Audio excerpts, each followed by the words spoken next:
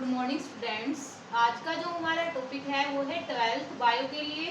Topic अपना रहेगा theory of inheritance and variation, यानी वंशागति और विविधता के सिद्धांत। इसका पार्ट नंबर आज हम पढ़ेंगे 25 नंबर, और सब्जेक्ट अपना क्या रहेगा, जूलॉजी। तो अपन जो चैप्टर पढ़ रहे थे वंशागति और विविधता के सिद्धांत, वंशागति और विविधता के सिद्धांत के अंदर हमने फर्स्ट क्लास के अंदर यानी इसका 24 नंबर जो पार्ट पढ़ा था उसके अंदर हमने पढ़ा था कि वंशागति क्या होती है और वेरिएशन क्या होती है और इसके अलावा जेनेटिक्स क्या होती है। आज अपन पढ़ेंगे आनुवंशिकी से संबंधित महत्वपूर्ण शब्दावली। आनुवंशिकी से संबंधित आनुवंशिकी से संबंधित महत्वपूर्ण शब्दावली। आनुवंशिकी से संबंधित महत्वपूर्ण शब्दावली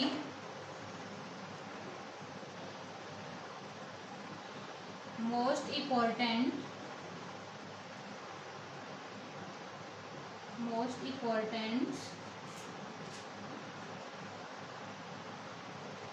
wordings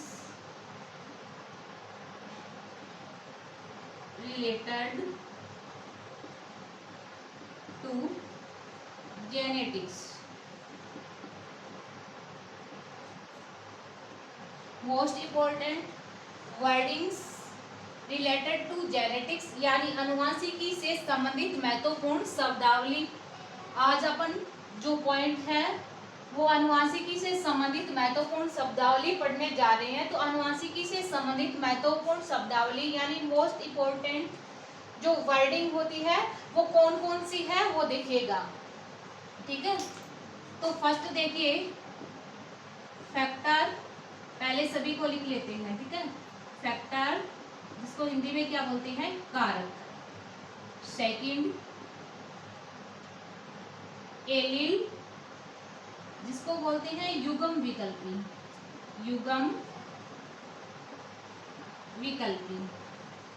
ठीक है। Third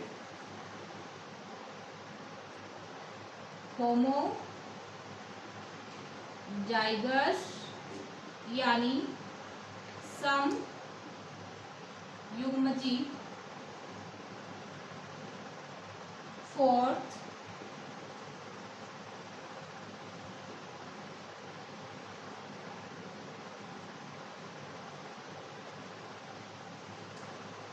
first second third fourth heterozygous यानी विषम युग्मजी। और फिफ्थ है जीनोटाइप, पहले फिनोटाइप ले लेते हैं। फिनोटाइप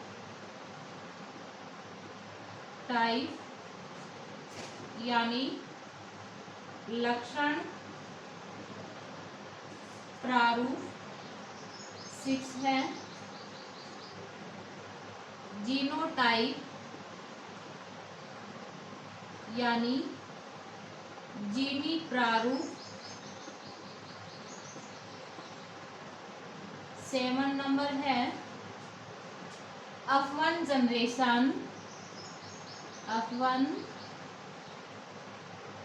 जनरेशन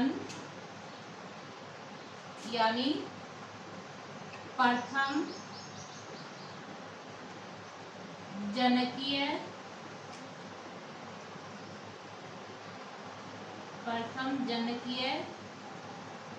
पीढ़ी। 8 नंबर है F2 जनरेशन यानी द्वितीय जनकीय पीढ़ी। और 9 नंबर है मोनोहाइब्रिड,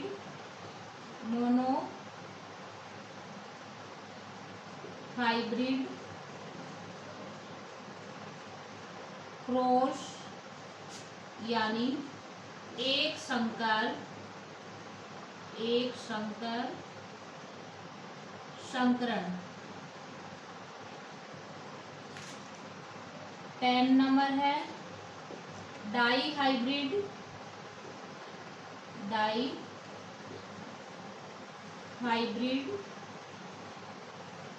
क्रॉस यानी हिंदी में क्या बोलते हैं, द्विसंकर संकरण। अब देखिएगा ये इतने सारे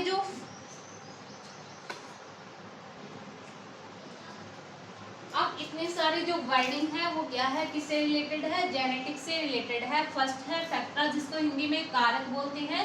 सेकंड है एलील या एलिलोमॉर्फ भी से बोलते हैं, जिसको हिंदी में क्या बोलते हैं, युग्म विकल्पी।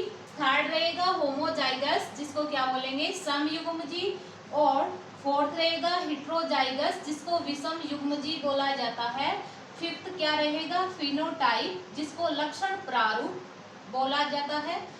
और सिक्स है जीनोटाइप, जिसको हिंदी में क्या बोलते हैं, जीनी प्रारूप बोलते हैं। और सेवंथ नंबर रहेगा F1 जनरेशन यानी प्रथम जनकीय पीढ़ी। और 8th नंबर है F2 जनरेशन यानी द्वितीय जनकीय पीढ़ी। और 9 नंबर है मोनोहाइब्रिड क्रॉस यानी एक संकर संकरण। और 10 नंबर है डाई हाइब्रिड क्रॉस यानी द्विसंकर संकरण। और 11 नंबर है डोमिनेंट एंड रिसेसिव कैरेक्टर्स यानी प्रभावी और अप्रभावी लक्षण, प्रभावी और अप्रभावी लक्षण। ठीक है, अब अपन बात करते हैं फर्स्ट किसकी, फैक्टर की, यानी फैक्टर जिसको हिंदी में क्या बोलते हैं, कारक। यानी फैक्टर क्या होता है, ठीक है। तो आपने पढ़ा था कि जो ग्रेगर जॉन मेंडल है उसको फादर ऑफ जेनेटिक्स कहा जाता है, क्योंकि उन्हें क्या किया था, भिन्नता और वंशागति का क्या किया था, विस्तृत अध्ययन किया था। ठीक है, अब देखिएगा फैक्टर और कारक यानी फैक्टर जिसको हिंदी में क्या बोलते हैं, कारक को उन्होंने किसने, मेंडल ने किस प्रकार से डिफाइन किया था। तो देखिएगा मेंडल के अनुसार जो अनुवांशिक लक्षण होते हैं, अनुवांशिक लक्षण किसको बोला था, जो लक्षण पीढ़ी दर पीढ़ी वंशानुगत होते हैं। ठीक है, पीढ़ी दर पीढ़ी जो लक्षण वंशानुगत होते हैं उसको क्या बोलते हैं, अपन अनुवांशिक लक्षण बोलते हैं। ठीक है, तो मेंडल ने क्या बोला कि अनुवांशिक लक्षणों का नियंत्रण अनुवांशिक इकाइयों के द्वारा होता है। इन अनुवांशिक इकाइयों को क्या बोलते हैं, जेनेटिक एलिमेंट्स यानी अनुवांशिक तत्व कहा जाता है। तो फैक्टर की डेफिनेशन आप किस प्रकार लिखोगे, मेंडल के अनुसार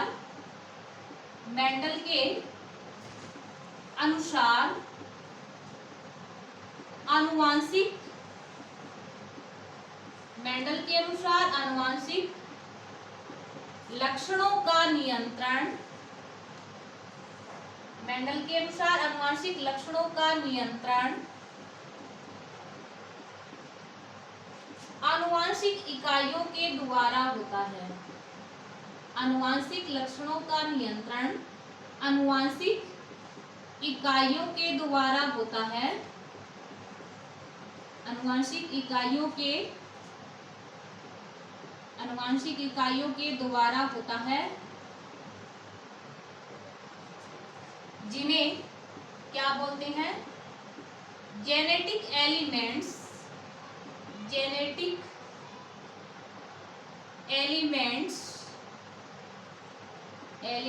यानी आनुवांशिक तत्व कहा जाता है। जेनेटिक एलिमेंट्स यानी आनुवांशिक तत्व कहा जाता है। तो आप कारक को किस प्रकार से डिफाइन करोगे? मेंडल के अनुसार आनुवंशिक लक्षणों का जो नियंत्रण होता है वो आनुवंशिक इकाइयों के द्वारा होता है, जिन्हें क्या बोलते हैं? जेनेटिक एलिमेंट्स यानी आनुवंशिक तत्व कहा जाता है। अब मेंडल के बाद एक कार्ल कोरेंस नाम का एक वैज्ञानिक आया। कार्ल कोरेंस ने इन जेनेटिक एलिमेंट्स को फैक्टर यानी कारक नाम दिया। तो ध्यान रखिएगा, कोरेंस पूरा नाम इसका क्या है? Karl coherence. कार्ल कोरेंस नामक एक वैज्ञानिक आया जिन्होंने इस जेनेटिक एलिमेंट्स को फैक्टर यानी कारक नाम दिया। ठीक है, इस कोरेंस यानी कार्ल कोरेंस के बाद जोहानसन नामक वैज्ञानिक आया। जोहानसन नामक एक वैज्ञानिक आया जिन्होंने इस फैक्टर को जीन नाम दिया। क्या नाम दिया? जीन नाम दिया। ठीक है, क्या नाम दिया? जीन नाम दिया। ध्यान रखिएगा, मेंडल ने तो इन जो आनुवंशिक लक्षण है उसका नियंत्रण आनुवंशिक इकाइयों के द्वारा होता है। इन आनुवंशिक इकाइयों को उन्होंने क्या बोला? जेनेटिक एलिमेंट्स यानी आनुवंशिक तत्व बोला। और मेंडल के बाद कार्ल कोरेंस आया और उन्होंने इस जेनेटिक एलिमेंट्स यानी आनुवंशिक तत्वों को क्या नाम दिया? फैक्टर नाम दिया। कोरेंस के बाद जोहानसन नामक वैज्ञानिक आया और उन्होंने इस फैक्टर को क्या नाम दिया? जीन नाम दिया। ठीक है, ये था फैक्टर। अब बात करते हैं अपन युग्म विकल्पी यानी एलील्स की। ठीक है, अब देखिएगा कि एक ही लक्षण को नियंत्रित करने वाले जीन के विपर्यासी स्वरूपों को, एक ही लक्षण को नियंत्रित करने वाले जीन के विपर्यासी स्वरूपों को क्या बोलते हैं? युग्म विकल्पी कहा जाता है। फॉर एग्जाम्पल, जैसे पौधे की लंबाई के लिए लंबेपन का विकल्प क्या होता है? बोनापन होता है। और बोनेपन का विकल्प है वो क्या होता है? लंबापन होता है। तो आप एलील को किस प्रकार से डिफाइन करोगे वो देखिएगा।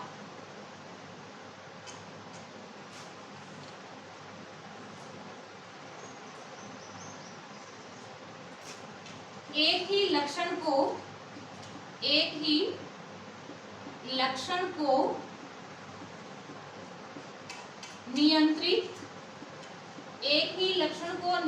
करने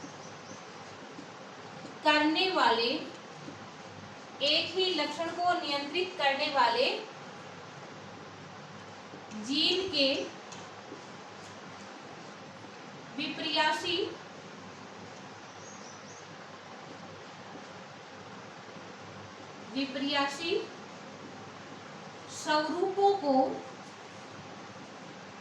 विपर्यासी स्वरूपों को युग्म विकल्पी यानी एलील्स कहा जाता है। एक ही लक्षण को नियंत्रित करने वाले जीन के विपर्यासी स्वरूपों को क्या बोलते हैं?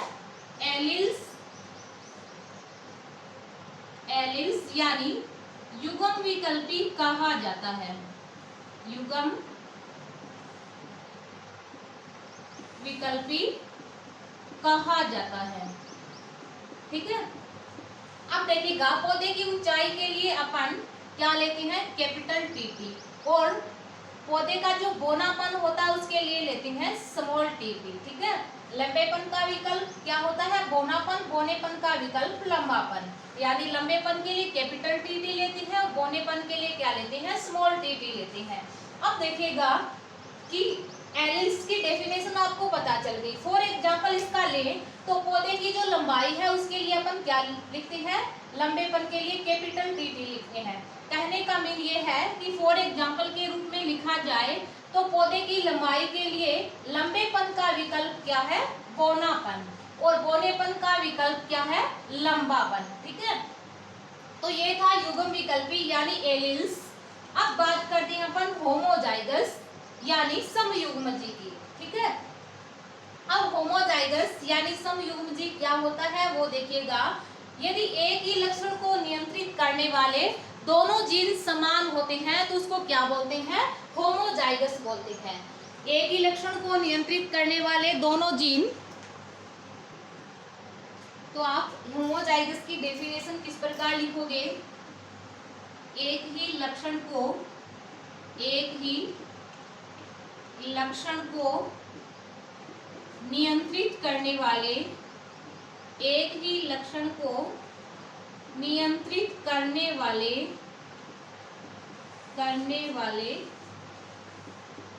दोनों जीन समान हो तो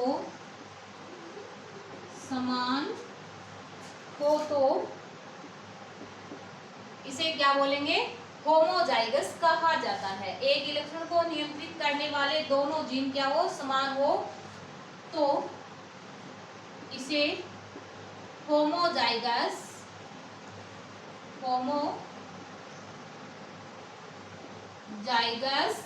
यानी समयुग्मजी कहा जाता है। समयुग्मजी कहा जाता है। फॉर एग्जाम्पल, जैसे कैपिटल टीटी या फिर क्या ले सकते हैं? Small TT. एक ही लक्षण को नियंत्रित करने वाले दोनों जीन समान होंगे तो उसको क्या बोलेंगे? होमोजाइगस यानी समयुग्मजी कहा जाता है। फॉर एग्जाम्पल, कैपिटल टीटी और स्मॉल टीटी, यानी ये लंबेपन और ये किसको शो करता है? बौनेपन को शो करता है। ठीक है, अब देखिएगा फोर्थ अपन बात करते हैं। फोर्थ वर्डिंग कौन सी है? हेटेरोजाइगस यानी विषम युग्मजी की। तो विषम युग्मजी क्या होता है? यदि एक ही लक्षण को नियंत्रित करने वाले दोनों जीन क्या हो? असमान हो, यानी एक लंबेपन के लिए एक बौनेपन, जैसे फॉर एग्जांपल कैपिटल टी और स्मॉल टी। ठीक है, तो विषम युग्मजी की डेफिनेशन आप इस प्रकार लिखोगे, एक ही लक्षण को नियंत्रित करने वाले दोनों जीन यदि असमान हो तो उसको क्या बोलेंगे? हेटेरोजाइगस कहा जाता है। तो डेफिनेशन लिखिएगा, एक ही लक्षण को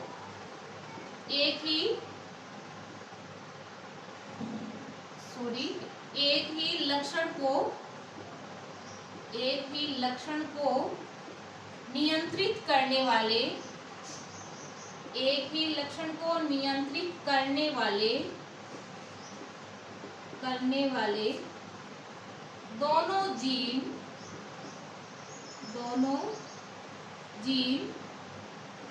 असमान हो तो, एक ही लक्षण को नियंत्रित करने वाले दोनों जीन असमान हो तो इसे हेटेरोजाइगस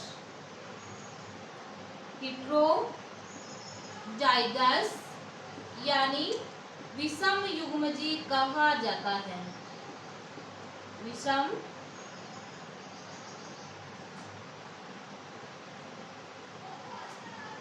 युग्मजी कहा जाता है। For example, capital T, small T. ठीक है, तो आप डेफिनेशन आराम से लिख सकते हो। एक ही लक्षण को नियंत्रित करने वाले दोनों जीन असमान हो तो इसको हेटेरोजाइगस यानी विषम युग्मजी कहा जाता है। For example, capital T, small T. ठीक है, अब अपन बात करते हैं, देखिएगा, एलील, होमोजाइगस, हेटेरोजाइगस। ठीक है, ध्यान रखिएगा, एलील, होमोजाइगस, हेटेरोजाइगस, इन तीनों का जो प्रतिपादन था वो किया था बेटसन नामक वैज्ञानिक ने। किसने किया था?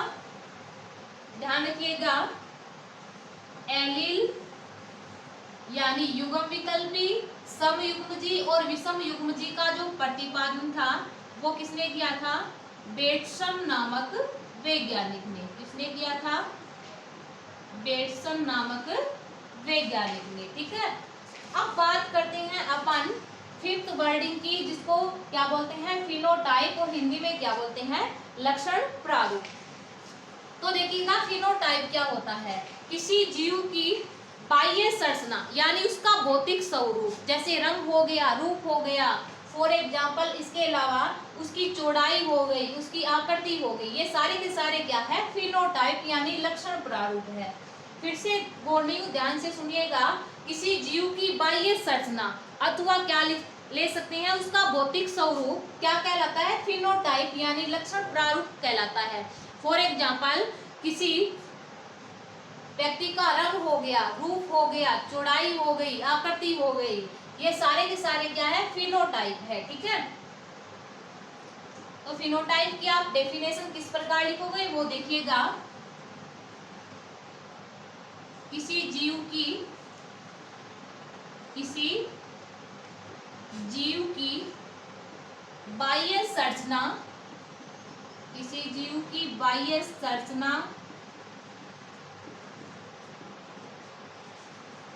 अथवा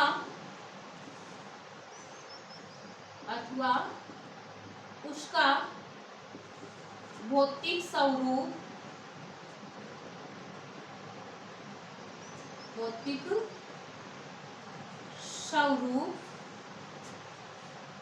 फिनोटाइप कहलाता है। फिनोटाइप यानी लक्षण प्रारूप कहलाता है। लक्षण प्रारूप कहलाता है। फॉर एग्जाम्पल, रंग, रूप, आकार और आकृति। ठीक है, तो किसी जीव की बाह्य संरचना अथवा उसका भौतिक स्वरूप क्या कहलाता है? फिनोटाइप यानी लक्षण प्रारूप कहलाता है। फॉर एग्जाम्पल, रंग, रूप, आकार और आकृति, ये सारे के सारे क्या है? फिनोटाइप के एग्जाम्पल हैं। अब अपन बात करते हैं जीनोटाइप की यानी जीनी प्रारूप की। तो देखिएगा, किसी जीव की जीनी संरचना, किसी जीव की जीनी संरचना क्या कहलाती है? जीनोटाइप कहलाती है। तो इस फॉर एग्जाम्पल, आप जैसे किसी के अंदर क्रॉस करवाओगे तो उसके अंदर अपन को कितने शुद्ध फ्लोर प्राप्त होंगे, कितने अशुद्ध फ्लोर प्राप्त होंगे और कितने झुर्रीदार प्राप्त होंगे, वो क्या है इसकी जीनोटाइप के अंदर लिखेंगे। यानी किस प्रकार से वो कितने शुद्ध प्राप्त हुए, कितने अशुद्ध प्राप्त हुए हैं, वो क्या है? इसका जीनोटाइप कहलाता है। ठीक है, तो जीनोटाइप क्या होता है? किसी जीव की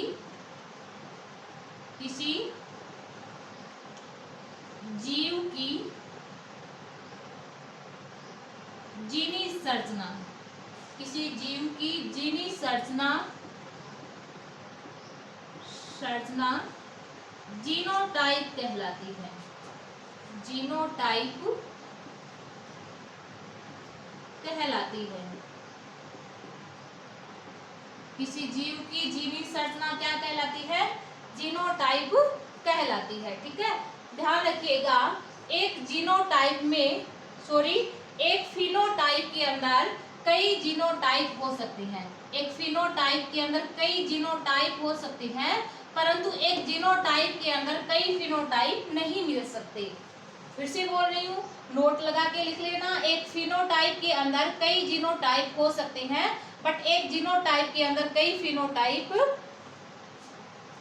नहीं हो सकते। ठीक है, अब देखिएगा, फिनोटाइप, जीनोटाइप, आपको जीनोटाइप की डेफिनेशन पता चल गई। किसी जीव की जीनी संरचना क्या कहलाती है? जीनोटाइप कहलाती है। ठीक है, अब देखिएगा, जीनोटाइप और फिनोटाइप, इनका प्रतिपादन किया था जोहानसन नामक वैज्ञानिक ने। जोहानसन नामक वैज्ञानिक ने किसका प्रतिपादन किया था? जीनोटाइप, फिनोटाइप का। एलील, होमोजाइगस, हेटेरोजाइगस यानी युग्म विकल्पी, समयुग्मजी और विषम युग्मजी का प्रतिपादन किया था बेटसन नामक वैज्ञानिक ने। और फिनोटाइप, जीनोटाइप यानी लक्षण प्रारूप और जीनी प्रारूप का प्रतिपादन किया था किसने? जोहानसन नामक वैज्ञानिक ने। तो 6 वर्डिंग तक जो मोस्ट इंपोर्टेंट वर्डिंग थी किससे रिलेटेड? जेनेटिक्स से रिलेटेड, वो अपनी 6 वर्डिंग तक कंप्लीट हो चुकी है। आगे बात करते हैं 7 नंबर वर्डिंग की, यानी F1 जनरेशन, जिसको हिंदी में क्या बोलते हैं? F1 जनरेशन कहा जाता है, यानी प्रथम जनकीय पीढ़ी कहा जाता है। तो देखिएगा F1 जनरेशन यानी प्रथम जनकीय पीढ़ी क्या होती है।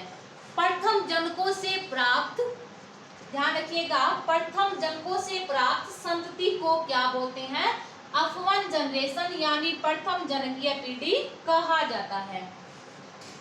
यानी अपने माता पिता से जो संतति प्राप्त होगी वो क्या होगी, F1 जनरेशन होगी। ठीक है, तो F1 जनरेशन की डेफिनेशन आप किस प्रकार लिखोगे, प्रथम जनकों से प्राप्त, प्रथम जनकों से प्राप्त संतति को, प्रथम जनकों से प्राप्त संतति को F1 जनरेशन यानी प्रथम जनकीय पीढ़ी कहा जाता है। प्रथम जनकीय पीढ़ी कहा जाता है। तो ध्यान रखिएगा, F1 जनरेशन क्या होती है, यानी प्रथम जनकीय पीढ़ी, जिसको हिंदी में बोलते हैं वो क्या होती है कि प्रथम जनकों से प्राप्त संतति को F1 जनरेशन यानी प्रथम जनकीय पीढ़ी कहा जाता है। यहाँ तक 7 जो फैक्टर थे, 7 जो वर्डिंग थी किससे रिलेटेड, जेनेटिक्स से रिलेटेड कंप्लीट हो चुकी है। आगे हम बात करते हैं F2 जनरेशन की। तो F2 जनरेशन क्या होगी वो भी आपको अभी पता चल जाएगा।